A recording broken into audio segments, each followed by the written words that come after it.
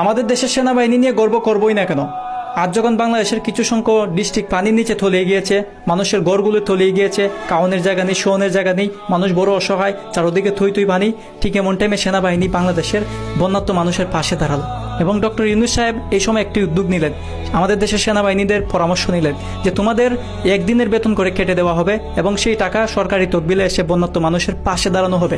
তোমাদের এখানে মত কি? তখন আমাদের দেশের সেনাবাহিনী কি বলেছে জানেন? বলেছে একদিন কেন, আমরা দেশের মানুষের জন্য আমাদের 1 মাসের স্যালারিও দিতে রাজি, তাও আমরা বন্যার্ত মানুষের পাশে দাঁড়াবো এবং বন্যার্ত মানুষের ক্ষয়ক্ষতি আবার আমরা পূরণ করার চেষ্টা করব।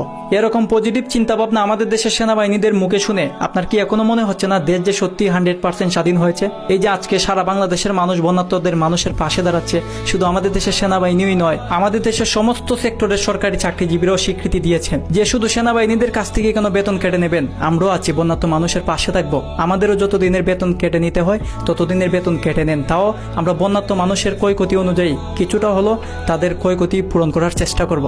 এরকম সোনার বাংলাদেশে আমরা আশা করেছিলাম, এরকম সোনার বাংলাদেশ আমরা সামনেও আশা করি, আর ভবিষ্যতের বাংলাদেশ যদি এমন হয় তাহলে আমাদের দেশ অনেক উন্নত হবে।